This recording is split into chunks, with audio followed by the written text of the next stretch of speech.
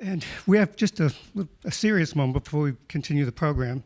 As many of you may know, maybe some you don't, Ted Goodnow from Woodmeister passed away on June 26th. Ted was a major force in Nantucket. He and his wife, Kim, built Woodmeister nearly 45 years ago. They've been working on the island for over 30 years. They have a full-time office here. They've done over 300 projects. Ted was very involved with the community, donated to a lot of charities and philanthropic organizations, including Nantucket by Design. They've been a sponsor of Nantucket by Design for the last 3 years, and this year they stepped up to take one of the major co-sponsor roles. So we're very appreciative of that. So I'd like just to take a moment to send out condolences to Heather, his wife Kim, who's somewhere in the audience, Kim, and the rest of the family. At this time, I'd like to introduce my co-chair, Marla Sanford. Welcome, everybody, to this beautiful space. This happens to be one of my absolute favorite NHA properties, Greater Light. It has an incredible story, so before you leave, you should definitely take a look around and appreciate all of its incredible architecture and, read some of the plaques and get yourself, associated with some of this amazing stories here on Nantucket. I will make this quick, but I did want to just thank our sponsors of this particular panel, which is TimberTech and Waterworks, and we very much appreciate your support. And I'm lucky to introduce one of my favorites, Jenna Talbott from New England Home, Editor-in-Chief, and a longtime supporter of Nantucket by Design. So thank you so much for being here and running this incredible panel with all of these awesome people and companies and everything. Thank you. Thank you. Thanks. Oh, and I think I've got, can everyone hear me? Yep. Thanks, Marla. That's so great. I actually just wrote down, introduce self. I wasn't sure. So thank you for that introduction. Thanks, everyone, for being here today. This is this is one of my favorite properties of NHA, so thanks to Nantucket by Design and everyone involved with Woodmeister and TimberTech. We will have a wonderful program for you. For the next 45 minutes, we have a panel who will be talking about some of their amazing projects, and then some time at the end to answer your questions. We have Adam will be walking around with a microphone. We're recording today, so that's why we have these fancy headsets, and they're capturing all our audio, and anything that you ask to will want to be able to share with the viewers at large. So I have a few opening remarks here. I want to start with an excerpt from a story that we have in our current issue, the Cape and Islands issue. It's actually the story about the Workshop APD home here on Nantucket, written by a longtime colleague and mentor of mine. Her name's Gail Ruff-Gala. She's a writer and editor from Boston. I'm just going to read her words because I think it's a nice scene setting. At once wild and serene, Nantucket is a world unto itself. Depending on the weather, time of year, and the visitor's state of mind, the island's miles of beaches and bluffs can seem desolate or inspirational. The light is an artist's dream, the misty fog a moody cloak for this gray lady. Whether you are landing by ferry at Steamboat Wharf, sunbathing at Surfside, or picking up produce at Bartlett's Farm, one thing is certain. When you are on Nantucket, you know where you are. Because it's so crowded. Exactly. How could you forget? And the entire island of Nantucket, for those of you who aren't familiar, 30,000 acres of it is designated as a National Historic Landmark, the largest in the U.S. The district retains nationally important examples of architecture from colonial, federal, Greek revival, and Victorian periods, and lists more than 5,000 structures. So add to this historical significance, the island is also an area of distinct environmental sensitivities. And everyone who knows Nantucket also knows what it means to live with the sea. The features that make it special are also the features that create the need for planning and adaptation and action. Without question, the changing climate and landscape necessitates design to be better everywhere on Nantucket and in coastal communities throughout the world as we address more frequent and violent storms. So you'll hear from our experts today, a group that is closely familiar with the special qualities of Nantucket and other sensitive coastal areas, and how they address these challenges and are facing the future with optimism. So I will introduce them now. I have little mini bios that I wrote for each of you, and you have not seen them, so feel free to correct me. I did not fact check. Okay.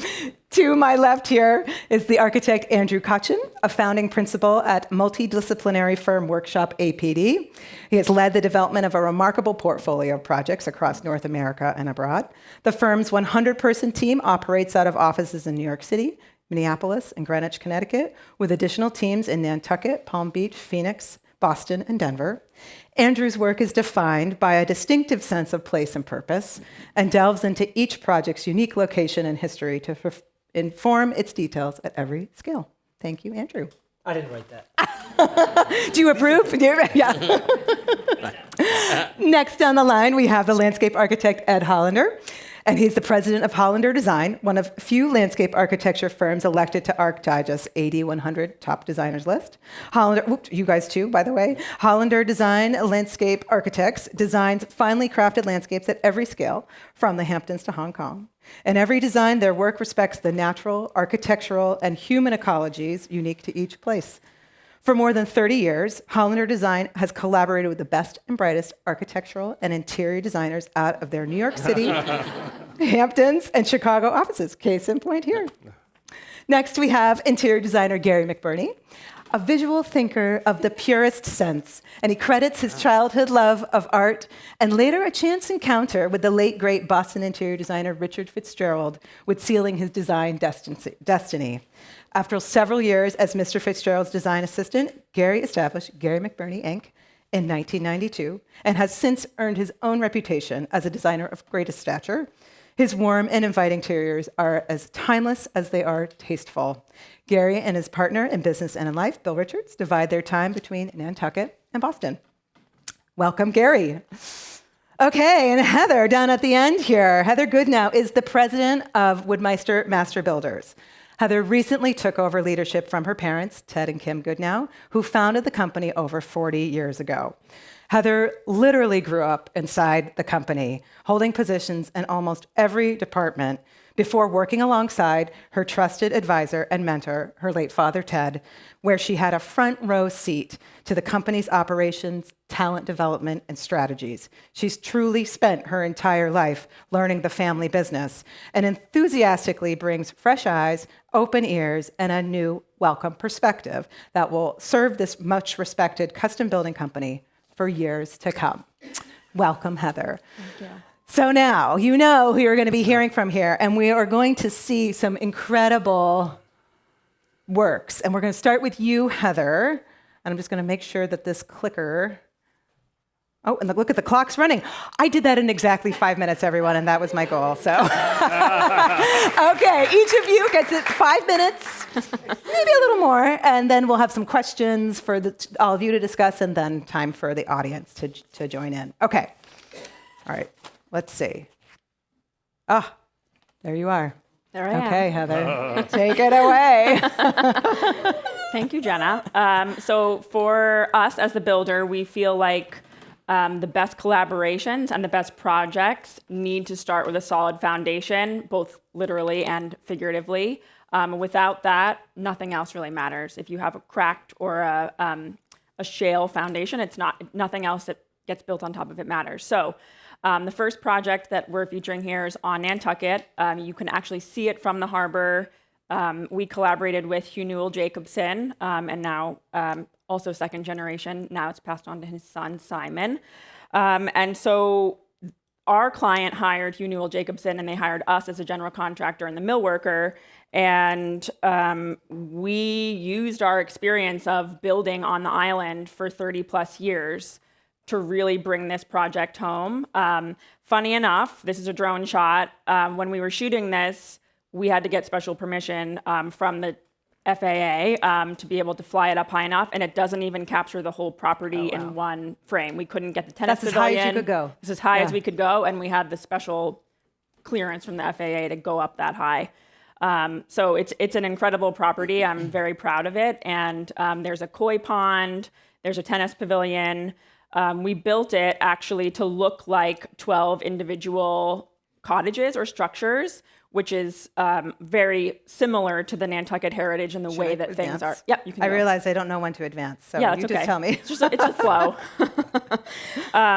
So like I said, 12 cottages is a little better view there. You can see all the different structures, but they are actually the main house and some of the secondary buildings, secondary dwellings are connected by continuous subterranean space where we have a home theater, a state-of-the-art mechanical room, which was engineered by our longtime project manager on Nantucket, Jeff Ham, who was a 40-year Woodmeister employee who helped build our business on Nantucket. And he did it looks like you're walking into a Navy ship's mechanical space when you're down in those. The floors are poured and finished concrete.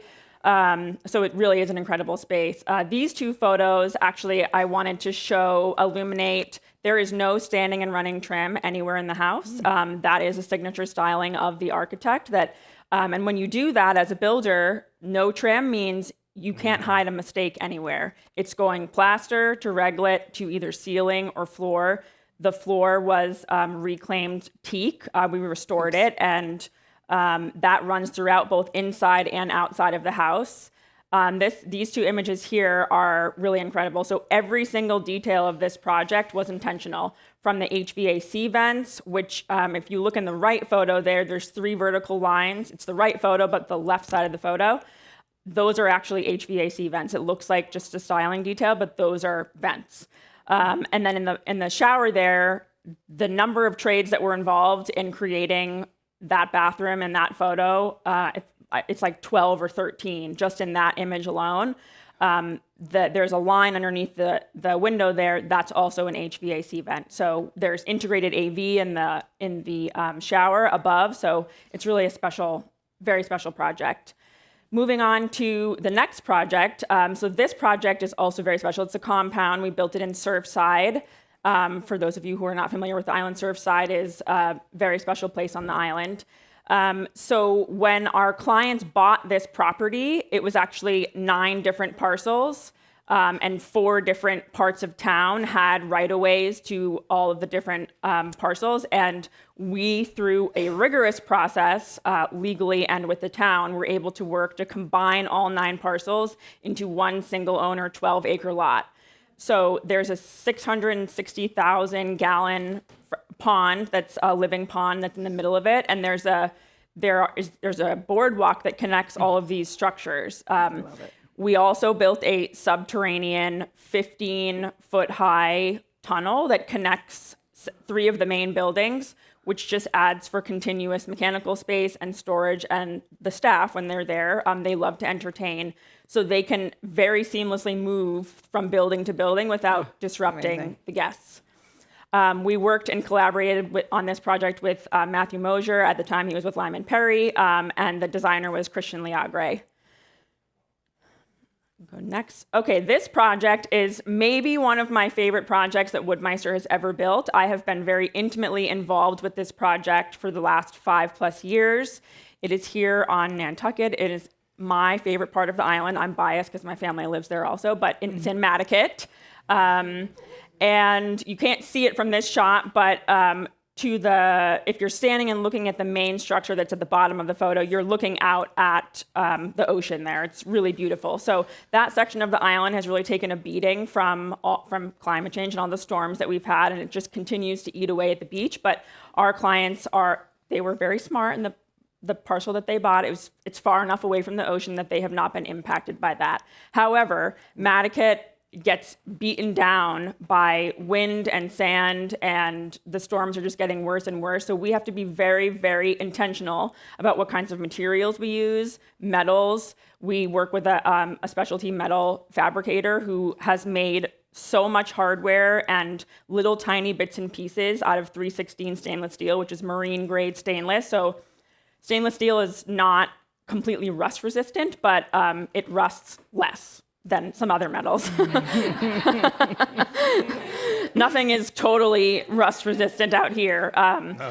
So this project was done in 3 phases. That was the client's decision to do that because they didn't want to lose their summers. So the first phase was a main house, and then a pool, a spa, and an extensive landscape and hardscape package. Phase 2 happened during the height of COVID, and we figured out, if you want to go to the next slide there, Jenna, That's the main house kitchen there. It's the same, so all 3 phases have the same interior finishes throughout, which is really special. The client kind of worked with a designer who she went to college with just as a friend, but she has her master's in art and she went for it. So 2 different kinds of finished concrete, the floors and the polished stone concrete countertops. Specialty custom metalwork. We worked with a welder up in Maine, a female welder who's amazing. And so she made all of the cabinet hardware and the pulls. We worked with another concrete contractor out of Boston for the floors. It's a really special property. And then, of course, the stunner of the show is the Woodmeister millwork. So in the main house, it's floor-to-ceiling European white oak wire brush open grain boards. And for phase 1, the client came to our shop and we laid out all the boards for a couple different rooms, and she hand-picked every single board. Wow. She trusted us after that phase, and we were able to do it ourselves for 2 and 3. But she really has a discerning eye, and so every single detail down to what types of screws we used was important that we thought about that. Okay, so moving on to the next project here. This one is also very special to me. This is actually my family's home in Nantucket. This part of Nantucket is out towards Smith Point. It's actually one house. Literally, our neighbor is Mr. Rogers, so I get to say, like, Mr. Rogers is actually my neighbor. So this part of Nantucket is comprised of a whole bunch of 1900s, very small, very quaint, very simple fisherman cottages. And this one, that really wasn't going to cut it for my very active, busy family of 5. So we lifted the house, we moved it back from the ocean 50 feet. It's up above, and the utilities are underground, so they're watertight. So if we ever were to have another breach of the ocean, because that does happen down Massachusetts Avenue, we have literally been kayaking down to get to our house and to move things around. So it's a really special place. As my mother has said, it's built like a jewelry box. Every single thing in our home has a place. The dining room table drops down and becomes an additional bed if we have a guest or if my brother is misbehaving. Put him there. He usually draws the short straw there. And we were very intentional in the materials we used here. So that photo on the left there, that is our kitchen. The cabinets were made out of bamboo, and the countertop is made from recycled plastic bottles. Ooh. It also has geothermal. Okay, so now... Is this your last one? This is our last one. Okay. No, that's not the house. Yeah, and here's the exterior. I know, you see the palm trees, Marla. Right there, everybody. Yeah. We flew in palm trees to Nantucket. So I wanted to just show this project, which is on the other coast, which took an extensive amount of collaboration. Woodmeister was hired as the contractor and millworker. The architect on this project was Wallace Cunningham. It may look familiar to some of you. Yes, it is the house that's featured in Iron Man, and yes, it is now owned by Alicia Keys. Oh, I didn't know and her any family. of that. Oh. I don't usually like to name drop, but everyone was like, just do it today. Just do it today. So this house, this property is incredible. It is on the side of what's called Razor Mountain, and there's a nature reserve directly underneath it. There's beautiful hiking trails. And one of the really cool features of this project, other than the fact that it's all glass and stone, is that when we actually took it over at about 50% completion because the previous person just was exhausted and couldn't figure out how to take it to the next step. So we took it over. There was no way to get from floor 1 to floor 2 except for a finished glass elevator. So all of our materials and our people had to very carefully go up the glass elevator until we were able to install the central staircase, which Woodmeister engineered 100%. We had to come in. We have an incredible engineering arm of our business, not just for our millwork, but also for the interior coordination portion. And it always works out so well when we can have that relationship or partnership with an architect or with a designer to just support them and be able to work through and actually make their dreams come a reality. So if you want to go to the next picture, is the last one for me. So this picture, actually, if you look beyond that bar that's the central staircase. That is how you get from floor 1 to floor 2. Oh, there's also a subterranean space, which is where Iron Man stores all of his vehicles. There's a home theater downstairs, which is beautiful. It's circular. But that bar, Sorry, hold on, that one bar, second. that bar, I got to fly to Wales with my dad. That's a chagrin wrapped bar. So we physically went to the manufacturing place in Wales where all of the chagrin skins are procured and manufactured. And so we really wanted to meet the person that was going to be working with us on this project and make sure that everything was going to work out for our client, because that's what's the most important to us. So, I mean, it's a beautiful, beautiful home. There's more photos of it in AD if you're curious. Fantastic. Thank you, Heather. Okay, we're going to... Nicely done. All right, Andrew. What do you have to share with us today? Today is a pretty unique day because I'm going to profile a project that Ed and I collaborated on. Excellent. And Ed is one of, for those who may not know, one of the most accomplished landscape architects, I think, in the country right now. And another woman is in the audience here, Mirka Ahern, who I do a lot of work with on Nantucket. Two projects are previewed in here, so I hope you two can meet at the end of the day, Mirka, because this is amazing. Pretty amazing. The first project here, this is a home on Nantucket, which is pretty obvious because there's shingles and just a ton of shingles.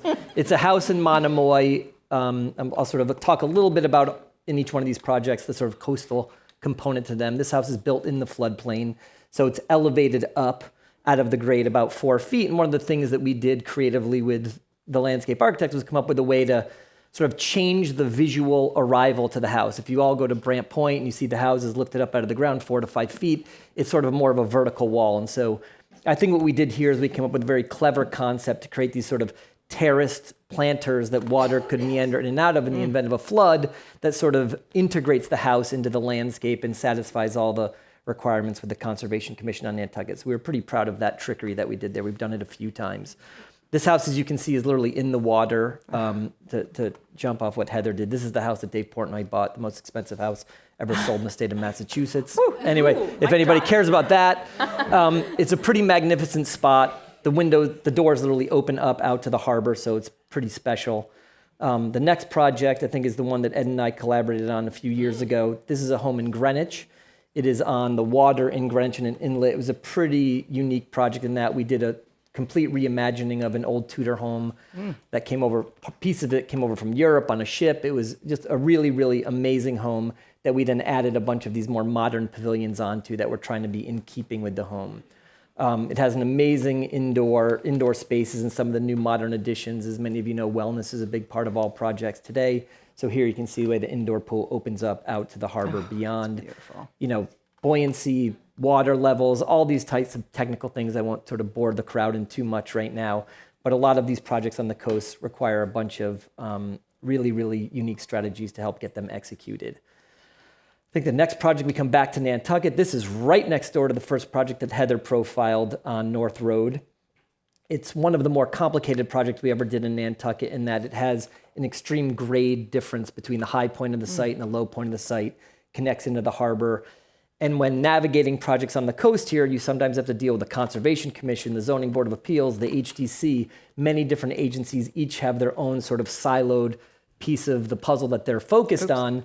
And this project was one where we really had to navigate and balance the two, breaking the house into a series of pavilions that terrace and step down the landscape. This project was also done by Mirka in the back row.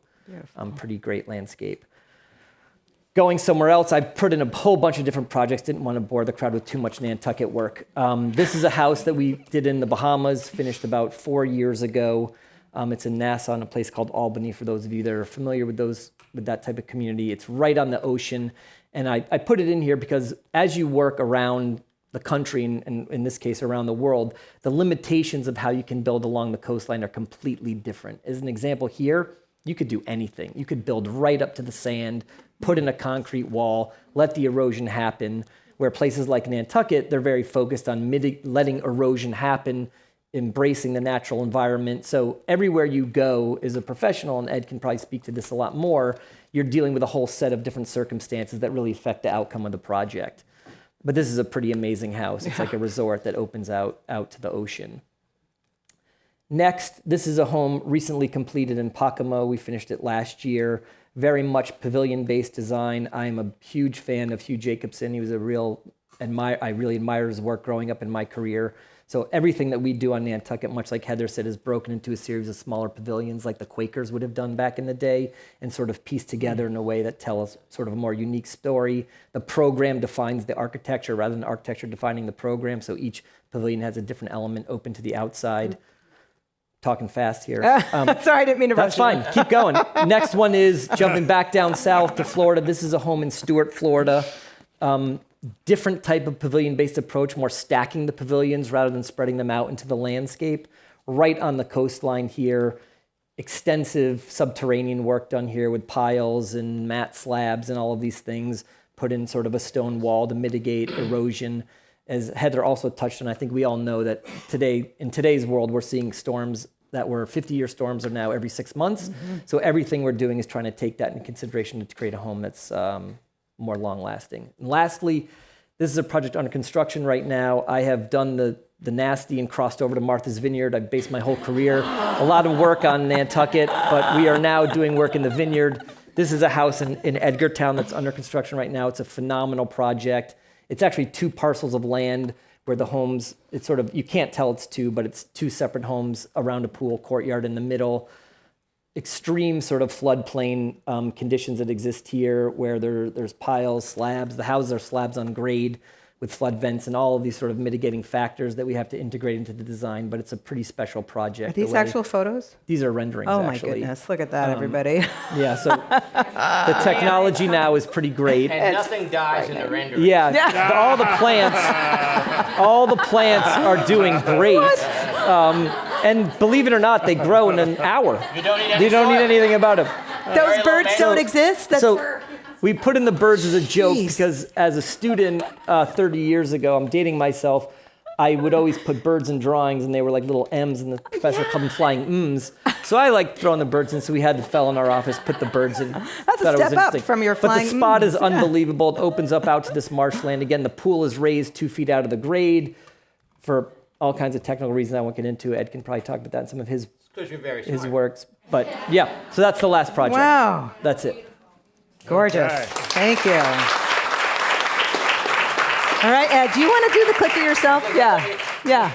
Tell me what to do. Just do the down arrow. Do the down. Yep. See, I never would have gotten. Yeah, I know. It's So opposite of what you I'm going think. to talk a little bit more holistically, I think, and philosophically. Sure. About what we do and how we do it, because we do it.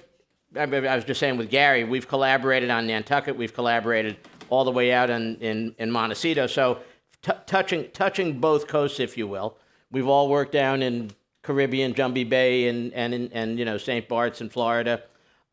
We've done projects in Alaska. We're doing a big place on the coast of Scotland, places in Taiwan. And so, one of the things that as landscape architects we have to do on every project, and I guess I should advance some of these so you can actually get to see some pretty things while I chat, is to try to understand the essence of place. I went to graduate school at Penn, studied under Ian McHarg, where you started to look at the earth as a living thing, that you understood that what you're seeing on the ground is the result of geology and hydrology and soils, and you start to appreciate the earth as a living thing and all of the things that go into it. Every one of our projects, and I try to tell clients that we're not crazy when we say we want to go listen to the land, but the land almost always tells a story. And if you listen to the land and you listen to that story, you're going to be on the right track to start with. We then have to spend time collaborating with guys like this, which is almost the most fun of what we do, because we learn so much from architecture, we learn so much from designers, and when we are creating homes, and in essence, what we're all talking about here in this portion of design are creating homes for people. And as landscape architects, we look at homes as entire properties that have buildings, that have interior spaces, that have built spaces on the outside, that have natural spaces on the outside, that have built elements, pools and tennis courts and bocce courts and fire pits and outdoor kitchens and dining areas and all the things that make life magical and wonderful. But we have to listen to the architecture. And then the third thing is we have to listen to the clients, because we are creating homes for individuals. Really, Ed? As we approach a ripe old age, and this being now more me than you, I mean, we've had properties where we've had 3 different clients own the same property, and sometimes they tear down the houses. Good for you. Sometimes they don't. But you know, understanding the family that's going to live there is also a very component. Our work ranges from very, very modern Stephen Hole and Annabelle Seldorf to very, very traditional Ferguson Shamamian and Peter Penorium and things like that, which for us is a lot of fun because we get to do a lot of different things in a lot of different places. But in all of the projects that we do, we are really working at creating homes for people, places where people can live, enjoy, recreate. All of us get to work with some of the most successful people in the world, as I see, you know, bars where we travel around the world, and you're going here, you're downsizing to Martha's Vineyard, to that poor little slummy island, but it's very, very big of you to do that. And we're all very fortunate in that we really get to work with some of the world's most successful creative people to create wonderful projects for them. But especially since COVID, if you will, I think because, you know, every time we get interviewed, you know, what are the latest trends? And there are no latest trends. And if there are, I don't want to be part of them. But there are 2 or 3 things I think that are probably ubiquitous in all of our work. During COVID, people learned home became a sanctuary. Home wasn't just a place where you went to now. Home was where you started to live. And landscapes became places that people didn't just look at, they lived in. And it changed the entire relationship between the interior and the exterior of the houses because people started to live outside. We were creating places where people were entertaining, dining, living. You were putting ceiling heaters and fans and music, and they were outside, but they were in a wonderful room. So landscape rooms became almost an extension of the architecture. And the other thing that happened, I think, and has been happening for a good period of time, and as more people get aware of climate change and therefore more sensitive to the environment in general, there is much more attention paid to the earth as a living element. The idea that we are living with nature, that everything we put in the ground is going to come back to us, whether it's good or it's bad. And so, you know, do we need acres and acres? Do we need acres and acres of lawn? Can we do meadows? Can we do pollinator meadows? Can we grow food? People love, love, love to grow the food that they feed themselves and their children and their grandchildren. And the magic you see in people's eyes when their grandchildren are out picking raspberries and tasting a raspberry off the vine. It's like, it's this magical experience that I didn't know raspberries came from vines. You can grow food and you can eat it. And so homes become places of magic for families. And whether they're beautiful spots draped in wisteria or they're wonderful fountains created. And you know, when we look at things like that, we think of, we're trying to design landscapes that are not places that you don't just occupy, but you occupy them with all of your senses. You're seeing it, you're hearing it, you're smelling it, you're feeling the breeze, you're watching the butterflies, you're hearing the bees, and all of that goes into kind of creating something that starts to give this magical sense of a place that you want to occupy. And I think doing that with a reverence for the earth, doing that with a way that you think not only have you created a home for people, but you've left the earth a slightly better place when you're done doing it, is I think what really gives us a lot of satisfaction in the work that we do. Fantastic. Beautiful. Thank you. More pictures. Here, you want me to take it? I don't need all the Gary, pictures. would you like to advance your own slides, or you want me to do it for you? We've got plenty of time here, but Living dangerously. You want to just talk to mine? Why isn't one of ours in there? I know, that's a good question. We should have done that. Okay. Yeah, no, I agree totally with Ed about sense of place. And, when I start a project, we've been very fortunate to work all over the world. We just finished a place in Paris. We're starting a new one a big house in London.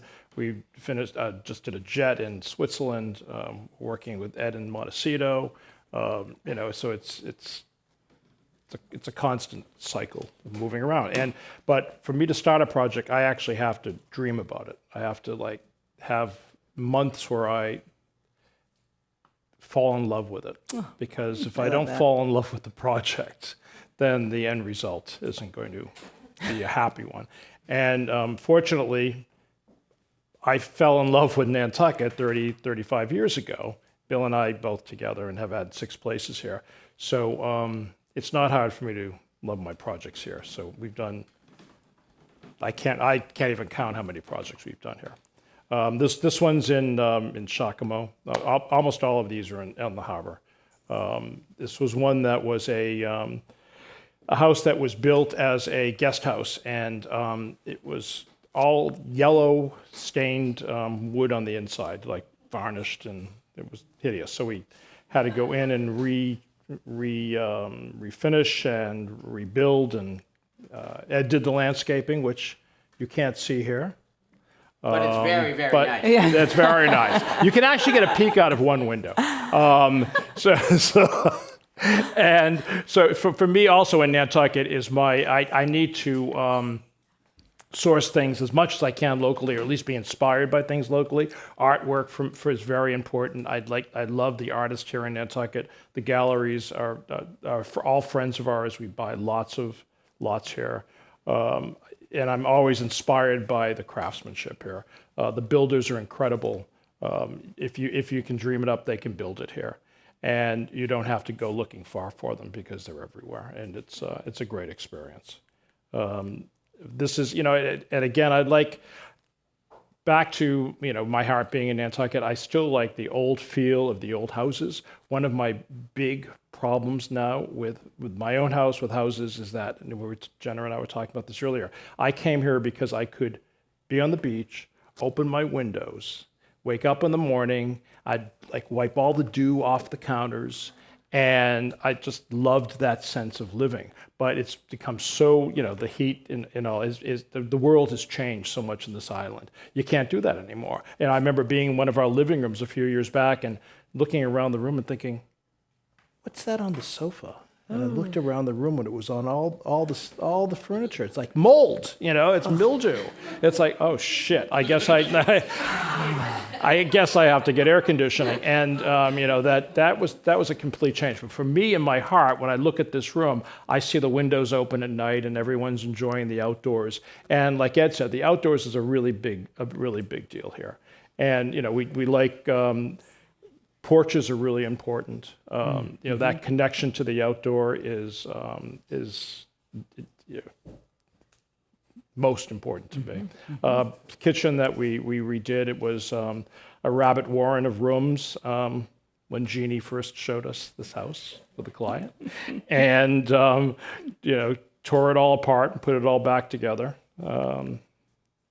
It looks out to Ed's terrace out there and right out to the ocean. We didn't do the ocean, just the landscape. Yeah. Okay. Moving here. Bedroom. The peachy pink walls came from the client just falling in love with the sunsets because she looks right out at them at nighttime.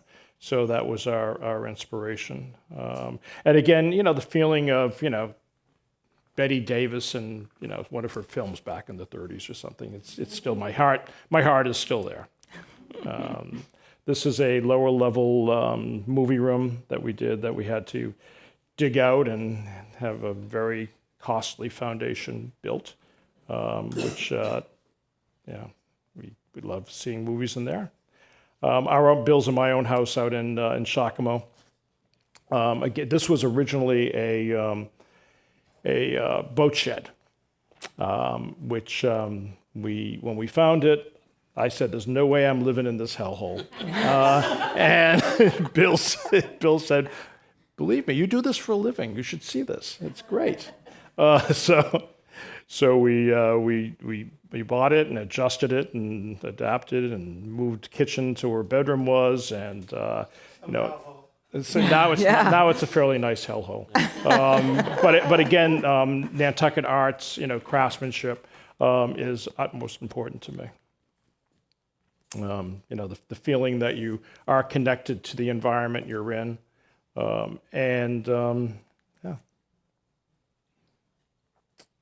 Botticelli and Poe helped us with this one, and Lisa's great. We had a great time working on this. Gary interviewed me 15 years ago. He didn't hire me, though. Obviously went in a different direction. It could happen. Yeah, here you are. It could happen. Especially now that I saw your room at Kips Bay, I thought that was kind of good. Show houses, everyone. Yep. You Excellent. want me to move for you guys? So this is our bedroom, which is up where the mast would have been up through, and I am a blackout person, blackout draperies and shades and masks and the whole routine. I have not pulled down a shade in this room since we moved into this house. We fall asleep at the night. We look out at Co2, and we wake up to it. It's absolutely a glorious room to be in. And Bill's very proud of himself that he's got me not to have to pull a shade down. This is when the house had the lower level, and was very bad. And so, to get out of for fire purposes, to get out of the bedrooms on the lower level, there was a little well, and you had to jump up onto a windowsill into this well, up a ladder to get out. We asked the contractor, well, is it much more money to make this room bigger, or do we have to still have a well? He said, no, it's about the same, which probably wasn't, but we went out 10 feet, and we created this wonderful little terrace that people can stay in. You go off this bedroom into this space, and also when the girls are with us, daughters, on the weekend, they can go up and down the staircase without waking us, so that's a plus. Boathouse on Old North Wharf. We've done this house twice. I've done many boathouses here, and this one is very watched, so there's very little we could do to this without going through many different commissions. And it was originally owned by somebody here on this island, well known, and it was done up with Austrian blinds and painted floors with tassels and Portuguese tiles in the bathroom and the kitchen. All of that went, and we had to bring it back and make it look as much like a real boathouse. And this is actually a real boathouse. It's used. The sails are up in the loft, and it's filled with paraphernalia during the winter. But just a charming space, and again, not hard to fall in love with this project because it's where my heart lives. What's the square footage on this? This is tiny. 700 maybe. Yeah, small. Maybe Yeah. something like that. I love it. Yeah. But it's it's a magical space with the best. So there we are. Thank you. Thank you. How's everybody doing? Good? We good? Okay. So we have a few questions for our panel of experts here, and then if you think of something you'd like to ask, we'll open it up to you. But I wanted to start with, I think most of us in this room are designers, industry people. There might be some homeowners, clients. I think that it would be helpful to be specific about what a client or homeowner should know if they've never built a house on Nantucket before Andrew's beginning. phone number. Get all these guys in your phone, your contact list. But what should they be prepared for in this particular location, maybe versus others? Yeah. You want me to answer that one? Yeah, we might as well. Yeah. I think process. Yeah. It doesn't matter. I think where you're considering doing a project, you should understand the process to go through. I don't know about you, Ed and Heather. I have found that sort of pre-COVID entitlements, all the permitting process around the country was far more linear and more accountable to some sort of schedule. And now things seem to take just much longer, and clients need to be aware of that and understand. As an example, on Nantucket, with the HDC right now, the Historic District Commission, who governs all of the exteriors of projects on the island, they meet every week, but it takes 3 months to get heard every time you submit. So it used to be every 2 weeks you could get heard. Now it's every 3 months. So things like that, just understanding timing and sort of forecasting out to align expectations. Because when you work in any sort of resort community where it's seasonal and people come and they have their 7 weeks of the year that they want to be here because they've spent however many millions, the timing of all of that and the cadence of the work is something that can be very challenging. So certainly understanding that, costs, Cost is a huge one.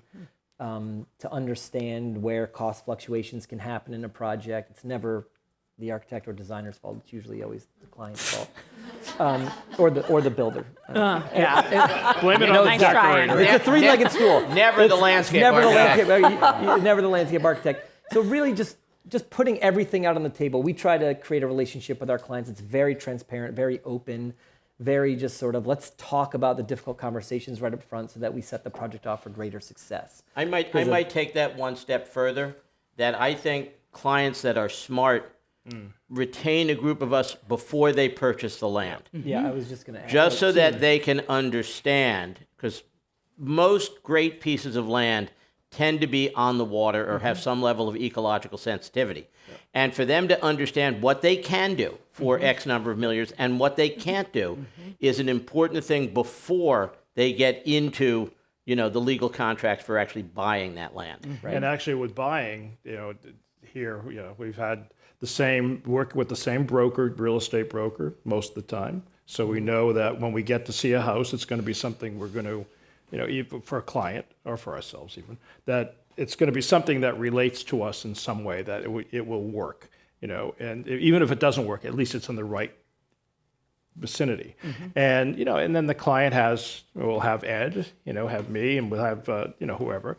And that is a good way to do it. I think that, what Andrew says about the HGC, there are people that move here that have no idea there are commissions like that. And it's like, what? You bought this expensive property and you have absolutely no idea that you have all these contingencies and these special assessment, all the, what do you call them, not assessments, but that you have to go through. And then they think, well, there's a way they can get around it, because they're used to getting around it in other places. And it's like, big mistake. Because once you try to get around it, there's no going back. And, when Bill and I have been working on our own houses, we had one of the oldest houses here in town on Gull Island Lane, 1740. And we went, before we even thought about doing anything, we went to the HGC and sat down with them and discussed what it is we wanted to do.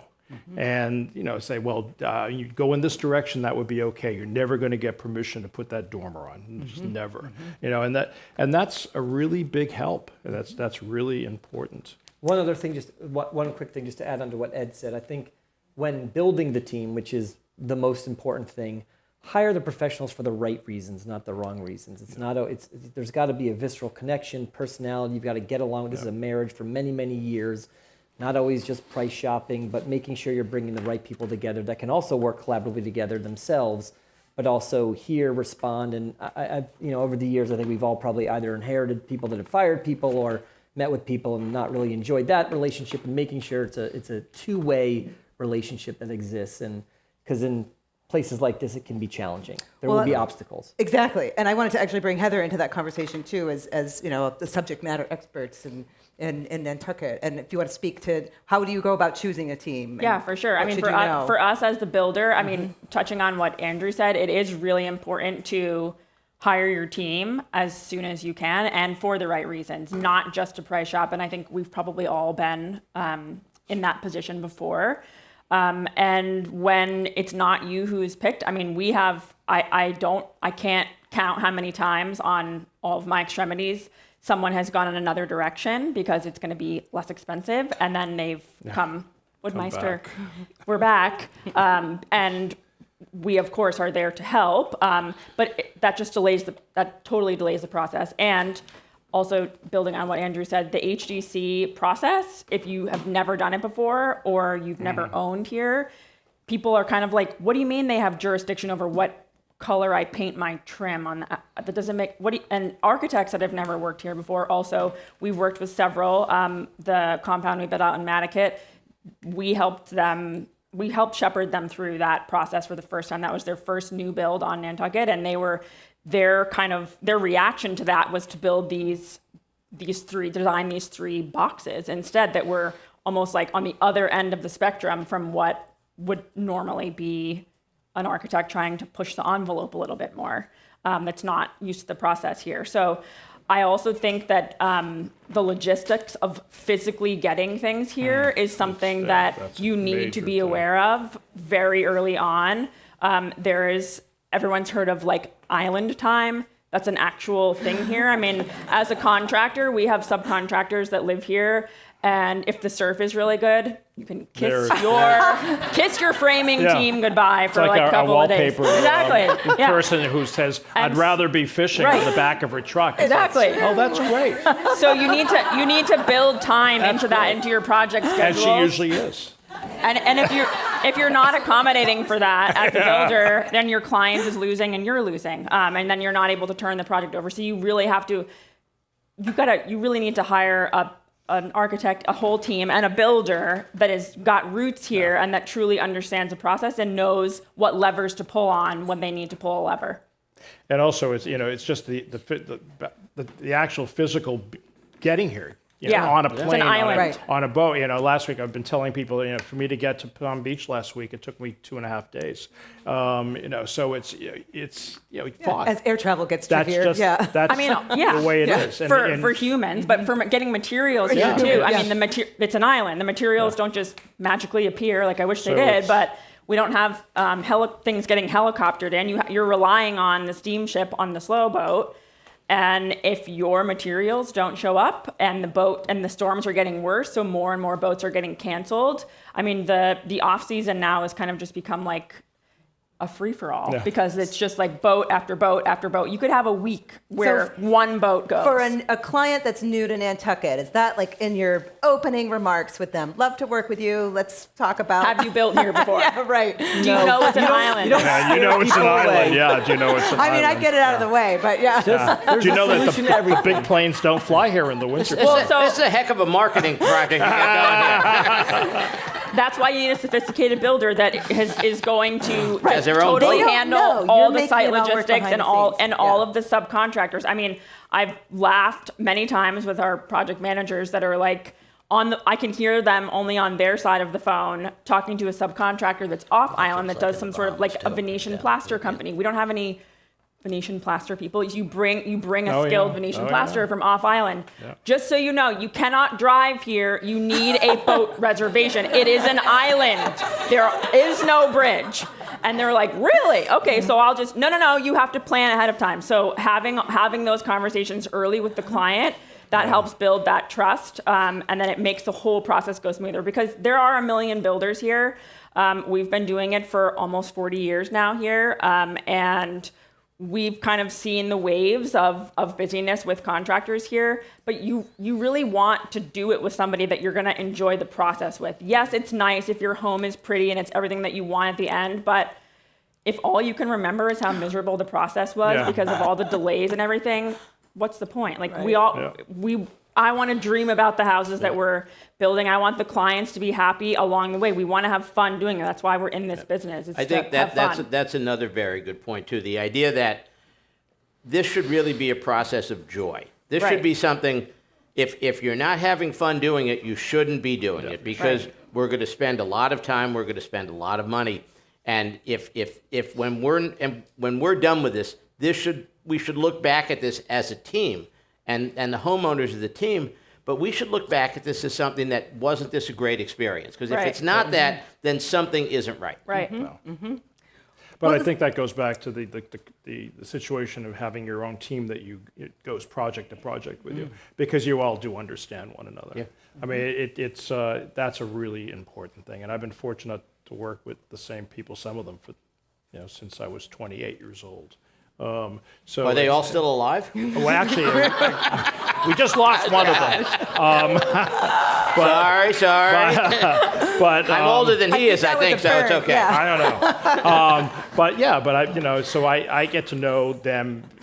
They're not, and at that point, they're not just clients; they're good friends. So I've been to the christenings, the weddings, I've done the children's houses. You're going to get to know each other really well, and all that. And so it's about having that kind of relationship, which is very important because they understand what you've gone through in the past, and you have a touch point there. You know how miserable something was to do somewhere. You're not going to do that again. So I always try to keep it within that family as much as I can to keep doing work for the same people. Anyone have any questions for our panel here? We've covered a lot. Want to make sure you're not like burning question you need to ask. Okay, it's okay. I have more. Just let me know. Wave your hand, because we have 5 minutes left, right? Okay. Okay. Well, so we talked a little bit about the importance of that team. Early on, there's some things that the homeowner should know. Dig into that a little bit more. How does the homeowner know that they found the right team? What are some key components, key ideas that make for that good collaboration? Obviously, the personality chemistry is important. What keeps that on track? Who wants to do it? Go ahead. Very open communication. Yeah. I think, you start out open, honest, time, money, what you can do, what you can't do. The day when things get foggy or hazy is the day when things go off the rails. That's when Ed shows up on site. When it's foggy and hazy. Cloak of fog, yes. Parting the fog. But I think, every project is a group of different personalities. Yes. And every successful designer, builders, clients, even within a family, there's always going to be more than one opinion within a client, whoever our clients are. And communication and joy and respect, I think you got to start with that, because if you don't have that... Ed and I have worked on probably 8 projects, something like that together. Yeah. I think. Right. We're still talking to each other. Yeah, and he can get a message from me on Sunday night with a scribble on my iPad, send along and say, maybe we should think this. And that's. And I say, stop drinking. And he probably does. But that's what's important is you feel like you can do that. Yeah. Right. And and then a few days later, I get a message back. I think this is a better idea, but let's go there. Right. And then the client looks at it. But it's that you're always. It's a circle. You're always just keep discussing and thinking, and it's all together. So adding on to that, I was going to say that it may seem like a simple concept, but it's really, really important that once the client assembles their team, that every person, all of the pillars need to be very clear with each other and also with the client about what each person's responsible for, so that there's point. not all this lane zigzagging all the time, because that's when things can kind of get sticky. If the builder is feeling like the architect is not listening, that's not buildable, we've tried everything, and then we try to build it anyways, and it doesn't work, that can be a problem. So I think talking about that and just defining roles and responsibilities early on is really important for a successful project. And it's also not just architect, builder, landscaper, designer.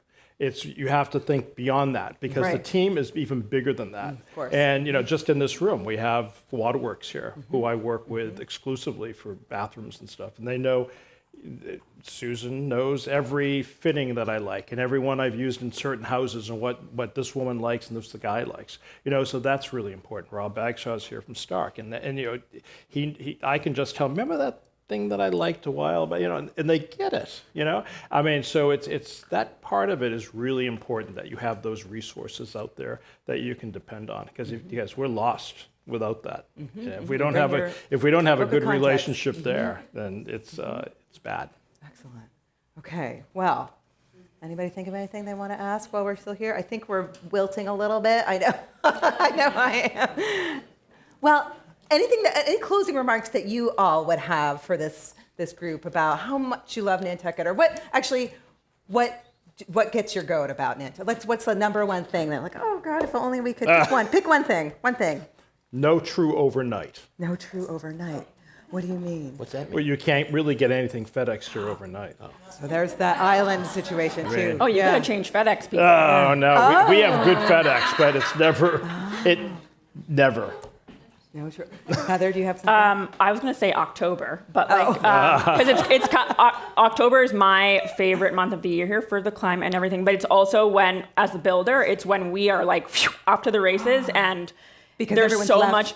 Yeah, everybody's left. Yeah, the restaurants are still open though. It's a little secret. So it's actually good and bad. Yeah. Yeah, it's good and bad, but that's when we get really, really busy, and then when everybody is just starting off to the races, and there's so much really great energy around this island at that time of year and going into the off season. Once we get into January, February, it gets a little drab, but the weather and then you have the logistics. That can be really beautiful, though. Actually. You mean cuffing season? Yeah. Yeah.